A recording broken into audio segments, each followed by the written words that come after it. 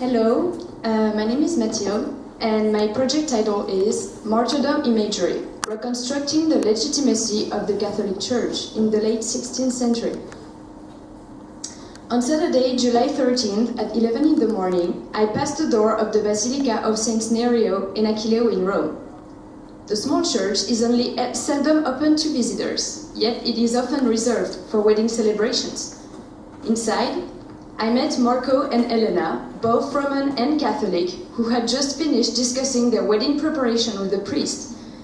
When I asked them why they chose the Basilica of Saint Nerio and Achilleo to get married, they both affirmed that the interior had an intimate and welcoming atmosphere that suited the ceremony they had imagined. In fact, when I walked into the church, the interior architecture and decoration looked coherent to me.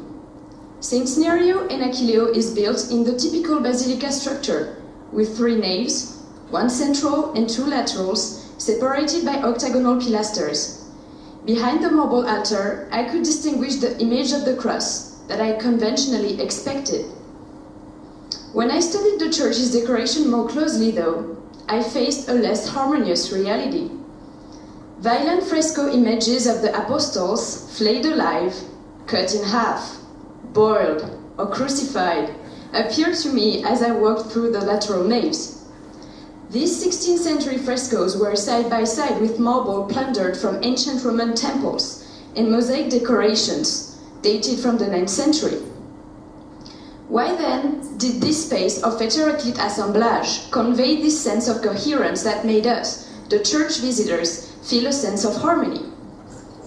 My project studies how the renovation of several churches of Rome was undertaken after Protestant reformers destroyed most religious art of the papal capital in 1527. I investigate how the principles regarding religious art resulting from the Council of Trent were interpreted by church officials and applied to the reconstruction and redecoration of churches and basilicas. My project examines how the image of the first Christian martyrs became prominently used in the renovation of churches in the late 16th century. I try to understand how the images of martyrdom and the physical reliefs that they illustrated served as the ultimate examples of devotion that would help the Catholic Church regain its lost popularity. For this project, I conducted archival research in the Library of Archaeology and Art History as well as in the National Library in Rome. I also used visual analysis, comparing and contrasting the renovation programs of different Roman churches renovated in the late 1500s. For the purpose of this talk, I will attempt to explain how the visual and material specificities of the Basilica of Saint Nerio and Achilleo respond to the new artistic principles that emerged from the Council of Trent. Therefore, I will ask how the visual program of the Basilica provides a revision of the history of Christianity that reconciles sacred and learning experiences. In order to respond to this question, my argument will revolve around 3 main interrogations. First, how does the use of the developing discipline of archaeology provide material evidence of the legacy of the Catholic Church practices? Second, how is the history of the first Christian martyrs exploited in the fresco work of the church's interior?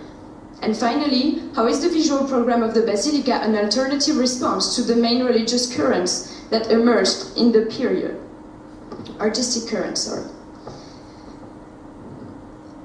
In 1575, a young man named Antonio Bosio undertook the mapping of the Roman Catacombs.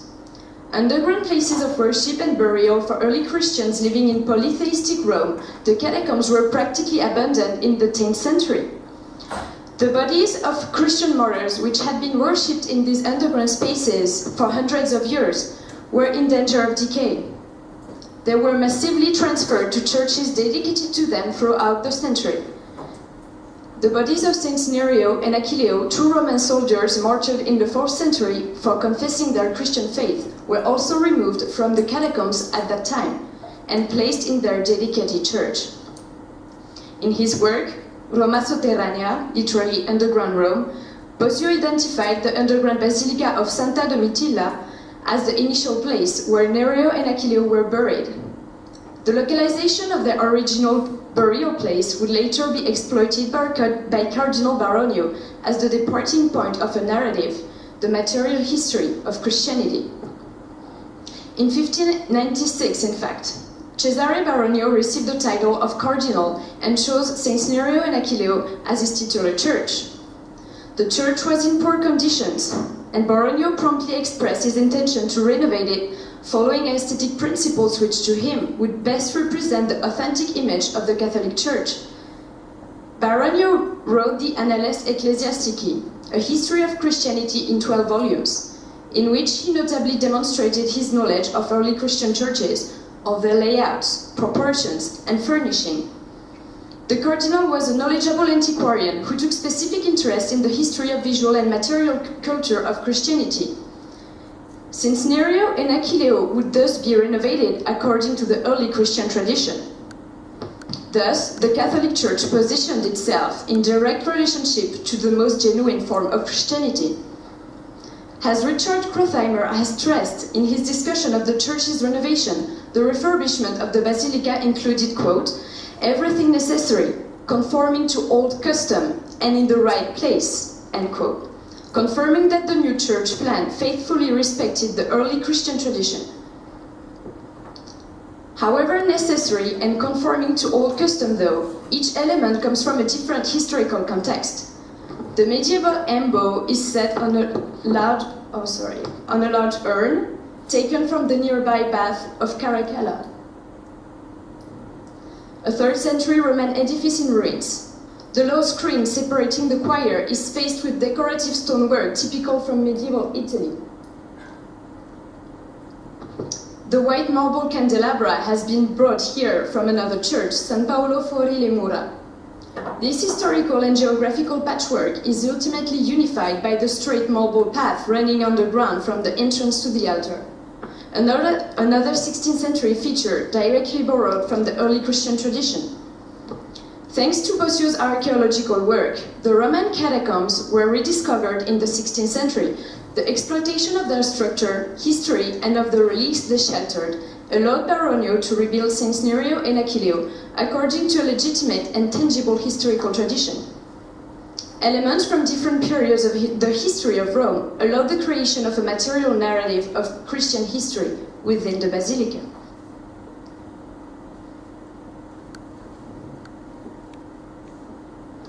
For the redecoration of the church's interior walls, Baronio was willing to respect a long-lasting Christian tradition that was re-emphasized after the Council of Trent, the depiction of martyrdom to inspire devotion.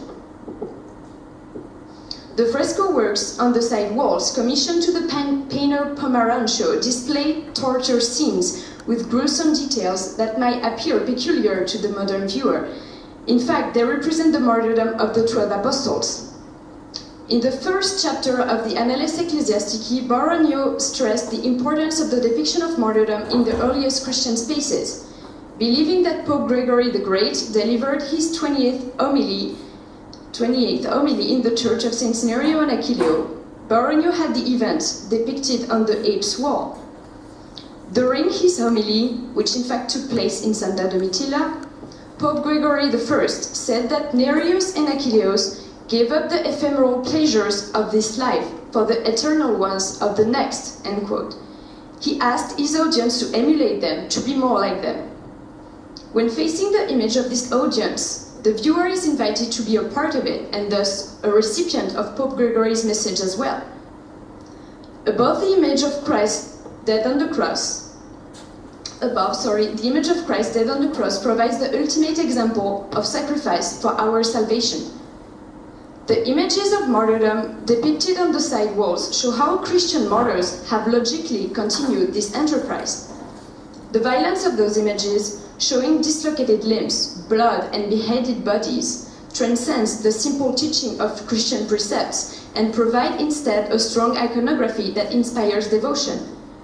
Images of martyrs depicted in this same historical moment in other churches typically display the instant preceding the torture or its aftermath. The frescoes of Saints Nerio and Achilleo, however, force the viewer to face the very moment during which the physical violence is endured by the martyrs and overcome by the exemplary strength of their faith. Through martyrdom, says those images, Christians inscribe themselves in the continuity of Christ, confident that they would gain the final victory over the devil embodied by the pagan persecutors.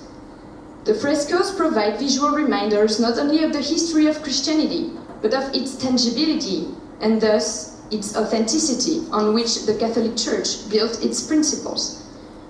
They respond to the need for visual clarity, simplicity, realistic interpretation, and emotional stimulus to piety, evoked in the several decrees on religious art following the Council of Trent. When the need for new imagery to best represent the history and principles of the Catholic Church was evoked, various movements emerged within religious art production. Baroque art would start in Rome around 1600, with its taste for exaggerated motion, abundance of details, and ornament. On the other hand, a return to a more austere style would also surface in European religious art, influenced by the ideas of the Reformation. The visual program of Saints Nerio and Achilleo, I argue, doesn't fully embrace one of these radical movements. Most of the furnishing of the edifice, as we discussed earlier, is the result of the recuperation and transformation of antiquities. The ground is made of simple bricks, with the exception of the central path, which is made of marble stones. Immediately behind the entrance door, on a carved stone, Baronio explicitly warned whomever would later be in charge of his church not to touch or remove a single element of the ensemble. As an antiquarian who sought to recreate the image of the earliest Christian churches, Baronio relied on the archaic architectural style he had observed in the underground basilicas of the catacombs. Recreating this atmosphere around the holy relics replaced them in the original context they were translated from. This taste for archaism, however, didn't exclude the use of ornament. The 9th century mosaics work with the colorful, vivid pigments of the frescoes, the ancient Roman marbles, and the fine decorations of the canopy to create a unique, hybrid type of ornamentation. Painted images, sculpture, and architecture in Saints Nerio and Achilleo retrace the history not only of Christianity, but of Rome as a city which had been in constant material and religious evolution.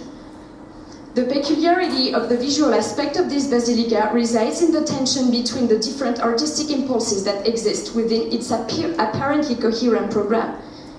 The tension between the search for a return to archaic simplicity and the proliferation of collected elements resulting from the logic of antiquarianism. Finally, balancing between decoration and austerity, between past and present, and between conservation and modernity, the visual program of Saints Nerio and Achilleo in Rome displays a unique visual example that would not be emulated in other church renovations in the following century. Why then did Marco and Elena, the soon-to-be married Italian couple, and I, appreciated a feeling of harmony that was in fact non-existent when we entered the church? Maybe because we, the modern visitors, have gotten the reflex to recognize this harmony in other churches' interiors that mostly respect a single, unified, stylistic pattern. But perhaps the difficulty to categorize the basilica as belonging to a specific artistic style is what makes it more genuine. Baronio managed to create a church made of heteroclite elements that work together to create a surprisingly coherent ensemble, a church in the image of man. Thank you.